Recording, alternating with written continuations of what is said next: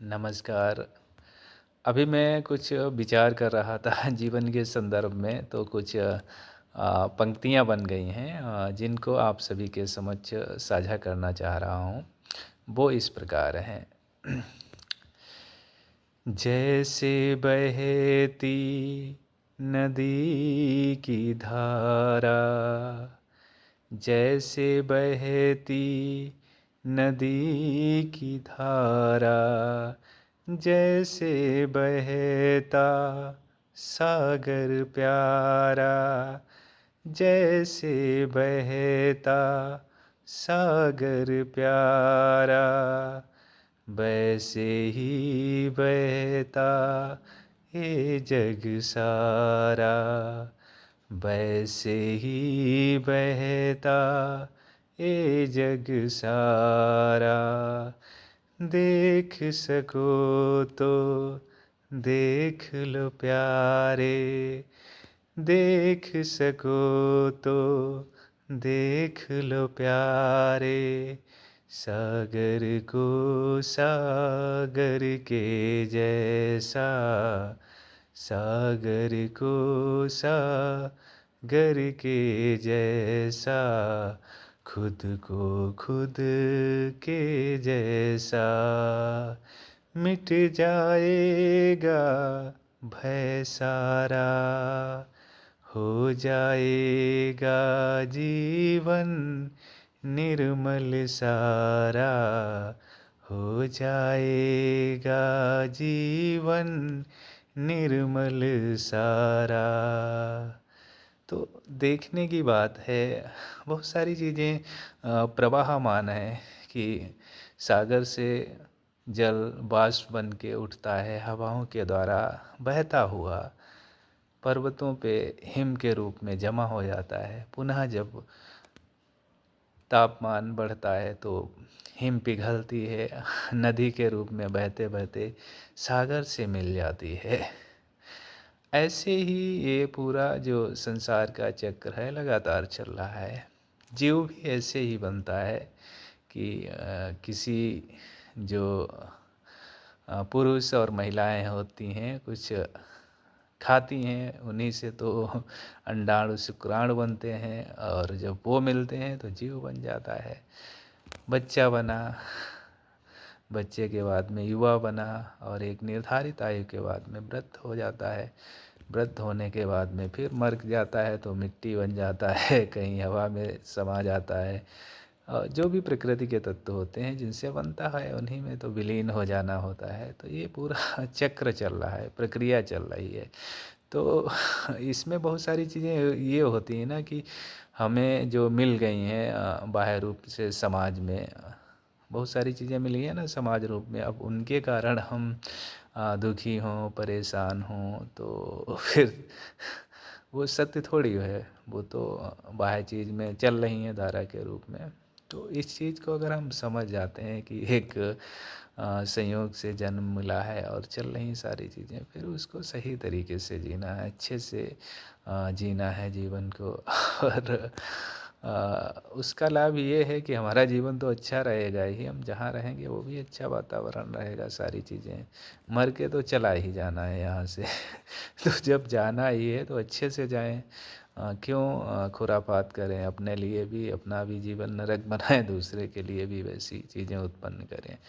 तो शरीर के लिए जो चीज़ें ज़रूरी हैं हवा, पानी और सांसें, सारी चीज़ें तो सहज ही मिल जाती हैं और खाना भी सहज ही मिल जाता है।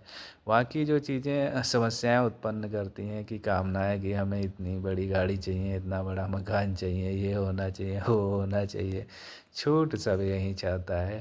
एक बार नानक साहब से एक व्यापारी पूछता है कि आपको क्या चाहिए, मैं सारी चीज़ें दे दूँगा। नानक साहब देखते हैं उसके अहम को जानते हैं, कहते हैं कि अच्छा बहुत तुम देना चाह रहे हो तो मुझे एक चीज़ दे दीजिएगा, लेकिन शर्त है जब तुम मर जाओगे उसके बाद में मुझे एक छोटी सी सुई दे दीजिएगा। तो व्यापारी सोचने लगा यार मैं मर जाऊंगा तो मैं क्या दे पाऊंगा। तो कहा ये तो कहाँ संभव है कि मरने के बाद में मैं आपको कुछ नहीं दे सकता हूँ, छोटी सी सुई भी नहीं दे सकता हूँ। तब कहते हैं तुम्हें बहुत घमंड है ना, तुम्हारे पास इतना पैसा है, इतनी धन दौलत है, सारी चीज़ें, मरने के बाद कुछ नहीं ले जा पाओगे ना, एक छोटी सी सुई भी नहीं ले जा पाओगे, तो फिर इतना घमंड किस बात का। सब छूट जाना है। तो जीवन में ये बोध रखना है कि हम जितनी सारी चीज़ें परेशान रहते हैं, जिनको लेके, धन संपत्ति को लेके, संबंधों को लेके, हर चीज़ों के लेके, मान सम्मान को लेके, कुछ साथ नहीं जाता है। ये शरीर ही जो हमने धारण कर रखा है, यही असत्य है, नष्ट हो जाएगा एक दिन। लगातार तो ये बदल रहा है, कहाँ बचपन में बिल्कुल छोटे थे, अब इतने बड़े हो गए, फिर वृद्ध हो जाएंगे, फिर एक दिन समा जाएंगे। ये तो सत्य ही है ना, इसमें कोई दो राय तो है नहीं कि मरना नहीं है। सभी को मर जाना है। मर जाने का मतलब क्या, मरोगे, शरीर क्या मरेगा, ये तो परिवर्तित हो जाएगा। अभी मिट्टी से बना था, खड़ा हो गया है, और फिर प्रकृति में मिट्टी में ही तो बदल जाएगा। कुछ ना कुछ बदल जाएगा। मरता कौन है? जो ये अहम है, जो कहता है कि ये मेरा हाथ है, मेरे पैर हैं, मेरा पेट है, मेरे बाल हैं। बाल भी सब झड़ जाते हैं, कहाँ बचते हैं, किसी के दांत भी सब टूट जाते हैं। तो इसमें मेरा कुछ होता नहीं है, बता दिया जाता है समाज के द्वारा कि हाँ ये सारी चीज़ें हैं, और उसी के कारण फिर दुख झेलना पड़ता है। क्योंकि मैंने माना था नहीं मेरे बाल हैं, जब झड़ते हैं बाल तो अगर हम समझेंगे कि मेरे हैं तब मुझे दुख होगा। अगर हम जानेंगे कि मेरा कुछ नहीं है, सब प्रकृति का है, संयोग से जो चीज़ें होती हैं बाल बनने के लिए, वो चीज़ें मिलती हैं तो बाल बन जाते हैं, और नहीं उनका विघटन होने लगता है तो बाल झड़ने लगते हैं। ऐसे दांत है, जो जो ज़रूरत है दांतों के लिए वो तत्व मौजूद रहते हैं तो वो मजबूत रहते हैं, जैसे उनमें कमजोरी आती झड़ने लगते हैं। सारी चीज़ें, यही तो पूरा खेल चल रहा है। लेकिन दिक्कत वहाँ होती है जब हम इन जो प्रक्रियाएं रहती हैं तत्वों की, प्रकृति की, उसकी हम वास्तविकता ना समझ के भावनाओं में बहने लगते हैं। जैसे बहुत से लोग कहते हैं ना कि मेरा दिल टूट गया। दिल क्या टूटने वाली चीज़ है क्या? कौन चीज़ टूट गई भाई, दिखाओ जरा। दिल टूट जाएगा तो जिंदा रह पाओगे? तो टूटती क्या है? भावनाएं टूटती हैं, और भावनाएं वास्तव में होती ही नहीं है, बस कल्पनाओं का खेल होता है। जो हमने चीज़ों को, जिनको हम सत्य का रूप दे देते हैं, वो सत्य होती नहीं है। सत्य की क्या पहचान होती है? वो हमेशा बना रहेगा, शाश्वत होता है, नित्य होता है। तो अगर ऐसा कुछ है तो वो टूट ही कहाँ सकता है? वो तो शाश्वत है, नित्य है।